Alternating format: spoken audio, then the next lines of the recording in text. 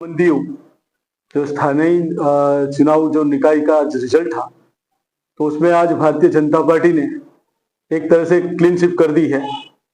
मैं आपको आंकड़ा के तौर पे बताता हूं कि दमन और दीव की पहले मैं बात रखता हूं। तो दमन में 15 नगर पालिका के वार्ड थे, वो 15 में से हम 14 जीते हैं।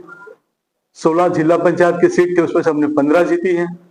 16 सरपंच की सीट से उसमें हमने 15 जीते हैं। दीव में 8 जिला पंचायत की सीट का इलेक्शन था, हम 8 जीते हैं। वहां 2 बाई इलेक्शन सरपंच का था, वो भी हमने 2 जीते हैं। मतलब दीव हमने 100% हमने जीता है। उसी तर्ज पे हम सिलवासा की बात करते हैं, नगर पालिका की, तो हमने 15 में से 15 सीटें जीती है नगर पालिका की।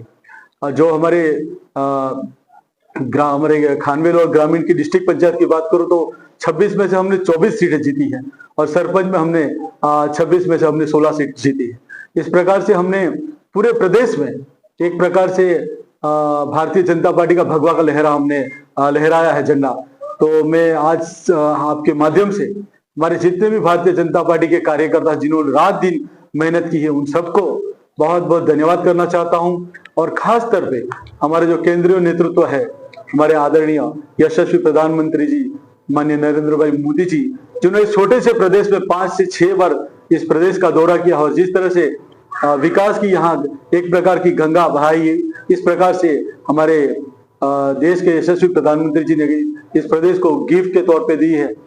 जैसे कि मैं बात करूं, हमारे प्रदेश के ही हमारे माननीय प्रशासक श्री प्रफुल्ल भाई पटेल जी ने अपने 9 साल के कार्यकाल में इतना विकास किया है कि हमने कभी नहीं तो 60 साल 70 साल में कहीं देखा, इतना विकास उन्होंने किया है। और मैं आज गर्व से कहता हूं, ऐसी एक भी कोई कॉलेज ना हो बाकी हो इस प्रदेश में, इस कॉलेज ना हो। हेल्थ के बारे में तो आप बता सकते हैं कि नमो मेडिकल कॉलेज और नमो हॉस्पिटल, हमारी यहाँ मरोड़ में 1200 बेड का हॉस्पिटल, मतलब इस प्रकार की हेल्थ में और एजुकेशन में जिस प्रकार की यहाँ विकास हो, जिस प्रकार से यहाँ डेवलपमेंट हुए, मैं उसके लिए माननीय प्रशासक श्री प्रफुल्ल भाई पटेल जी का, हमारे देश के यशस्वी प्रधानमंत्री जी का और हमारे राष्ट्रीय अध्यक्ष जी का मैं इस मंच से दिल से बहुत बहुत आभार व्यक्त करता हूँ। जिस तरीके से आपने विकास की बात करी है और जो गिफ्ट आपने बोला है, साथ ही साथ जो आपने बताया कि हेल्थ की सुविधा दी गई है, तो एक बार आप सिलवासा रिंग रोड पर बाइक से चले जाइए, इतना धूल उड़ता है, लोग उससे तो बीमार होते ही है।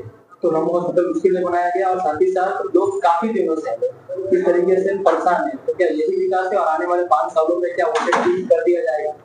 देखो, हमारा देश डेवलपमेंट कंट्री है। डेवलपमेंट इसके लिए है कि हर दिन डेवलप होता है।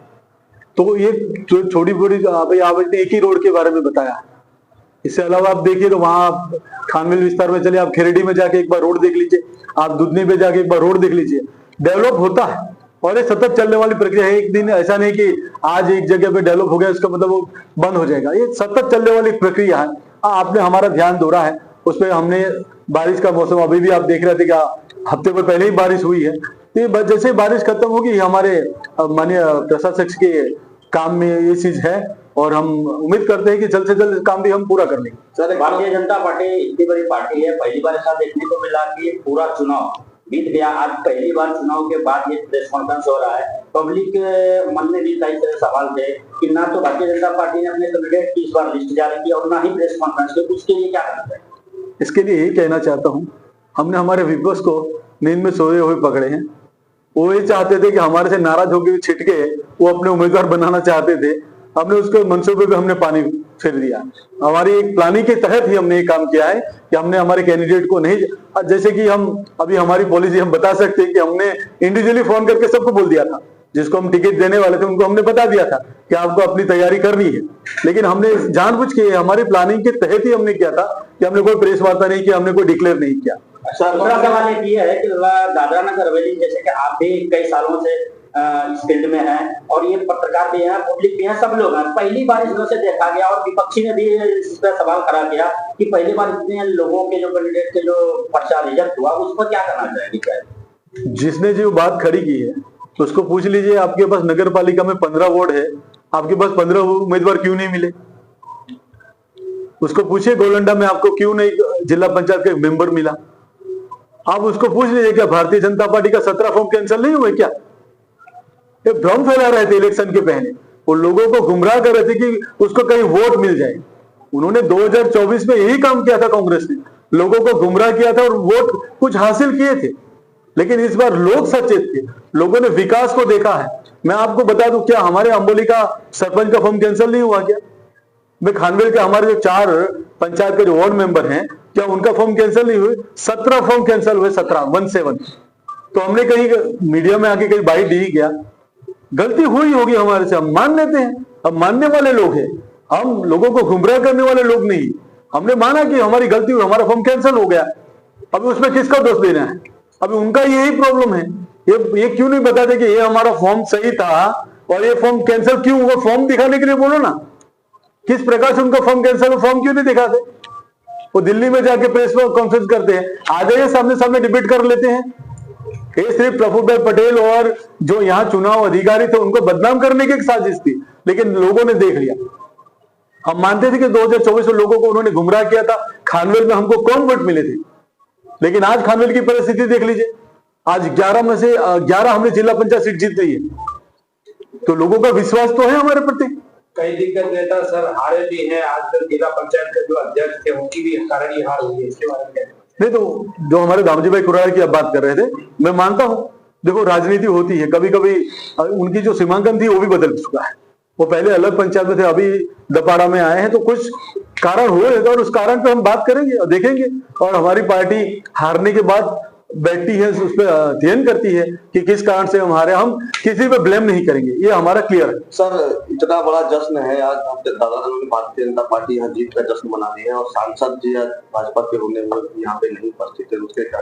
देखो, हम सभी जानते हैं, मुझे मीडिया में इस बात को नहीं बोलना था, लेकिन आपने सवाल ऐसा कर लिया कि अगर मैं नहीं जवाब दूं तो फिर आप लोग उसको ट्वीट कर देंगे।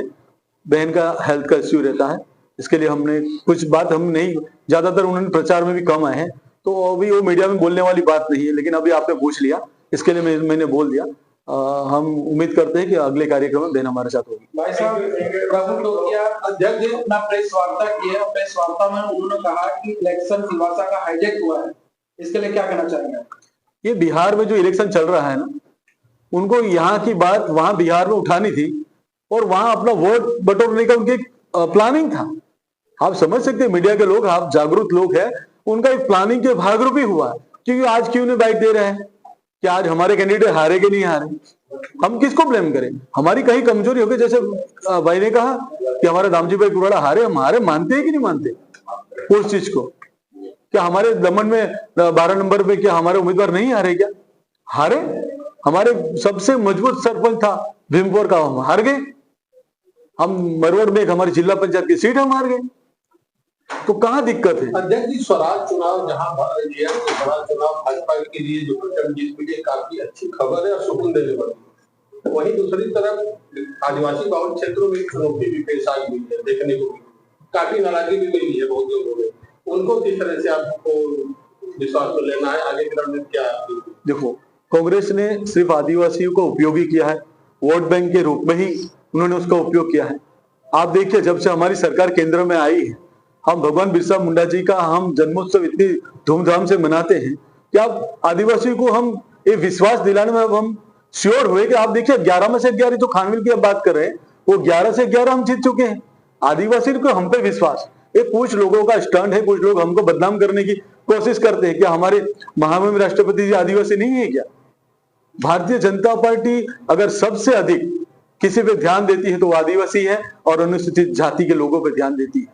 वो उनको अपने जो डेवलपमेंट के थ्रू कुछ न कुछ जो भी स्कीमें आती है प्रधानमंत्री जी की, उसमें खास तौर पे आदिवासी और अनुसूचित जाति के लोगों पे फोकस रहता है पार्टी का।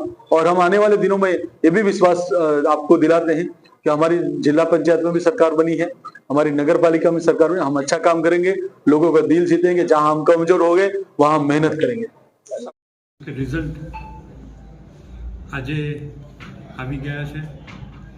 હું આ તબક્કે પહેલાં તો દીવ દમણ અને દાદરા નગર હવેલીની પ્રજાનો હૃદયથી હું આભાર વ્યક્ત કરું છું અને ખાસ કરીને અમારા ભારતીય જનતા પાર્ટીના દેવતુલ્ય કાર્યકર્તાઓનો પણ હું હૃદયથી આભાર વ્યક્ત કરું છું। રિઝલ્ટ 95%થી પણ વધારે નગરપાલિકા, જિલ્લા પંચાયત તેમજ સરપંચીઓની ચૂંટણીમાં જે પરિણામ મળ્યું છે એ અભૂતપૂર્વ છે। દેશના પ્રધાનમંત્રી માનનીય નરેન્દ્ર મોદી સાહેબના કુશળ નેતૃત્વ હેઠળ અહીં છેલ્લા 9 વર્ષની અંદર પ્રશાસક પ્રફુલ્લભાઈ પટેલના વરદ હસ્તે અકલ્પનીય કામ થયા છે. જ્યારે આજે પણ જ્યારે દિલ્હીમાંથી કોઈ પણ નેતૃત્વ આવે છે અને જ્યારે એ દીવ દમણ અને દાદરાનગર હવેલીના વિકાસની વાત કરે છે ત્યારે એ મંત્રમુગ્ધ થઈ જાય છે. આ તબક્કે હું પ્રશાસક શ્રી પ્રફુલ્લભાઈ પટેલનો જેટલો આભાર માનું એટલો ઓછો છે. ખૂબ નિડરતાથી એવા બધા પ્રશ્નો જે હલ કર્યા છે જે મોટા સિટીમાં ગુજરાતમાં મારી પાસે નથી. હોસ્પિટલ લઈ લો, મેડિકલ કોલેજ લઈ લો, શિક્ષણ ક્ષેત્રે લઈ લો, આરોગ્ય ક્ષેત્રે લઈ લો, રમતગમત ક્ષેત્રે, બધા જ ક્ષેત્રે જે કામગીરી કરી છે પ્રજાએ એને મોર મારી છે. જ્યારે મેં ડોર ટુ ડોર પ્રચાર કરવા ગયા ત્યારે અમને એવું હતું કે ખૂબ વિરોધ વંટોળ પ્રચાર દરમિયાન હશે, પણ આપ લોકોના માધ્યમથી કહેવા માગું છું કે અભૂતપૂર્વ પ્રતિસાદ અમને પ્રાપ્ત થયો છે. ખૂબ સરસ કમ્પ્લેન હોય તો કહી પણ છે અને એક જ વાત કરે કે ઇલેક્શનને દિવસે કશું જ અમે આપીશું તો મત ભારતીય જનતા પાર્ટીને આપીશું. આ અમે જાતે જોઈને આવ્યા છે અને બતોર ઘણી બધી વાત એવી છે કે અમારે કરવા જેવી છે તે આવનારા દિવસોની અંદર અમે ચોક્કસ કરવા જઈ રહ્યા છીએ. તો આ ક્ષણે પ્રધાનમંત્રીજીનો પણ જે પ્રકારે 13,000 થી 15,000 કરોડના વિકાસના કાર્ય આ 3 સંઘ પ્રદેશની અંદર ચાલતા હોય તો હું માનું છું ત્યાં સુધી પ્રજાએ એને સાંભળ્યું છે અને પ્રજાએ આ વિકાસના કાર્યને એન્ડોર્સ કર્યા છે એવું કહીશ તો ખોટું નથી. દમણના અને દીવના સંસદ સભ્ય જ્યારથી ચૂંટાયા ત્યારથી રોજ દર અઠવાડિયે કંઈક નવું કંઈક વિષય લઈને તે આલોચના કરે.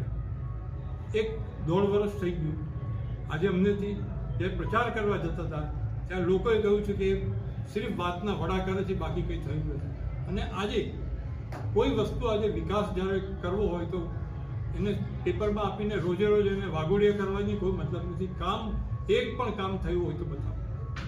પ્રજા સારી રીતે ઓળખી ગઈ છે અને લોકસભાની અંદર જે ભૂલ પ્રજાથી થઈ છે આ વખતે સામે ચાલીને કીધું કે અમે ભૂલને સ્વીકારી લઈએ છીએ અને ભારતીય જનતા પાર્ટીને મત આપ્યા છે. અને આજે જે આ પરિણામ આવ્યું છે એ આ વિકાસના અનેક કાર્યોથી આવ્યું છે.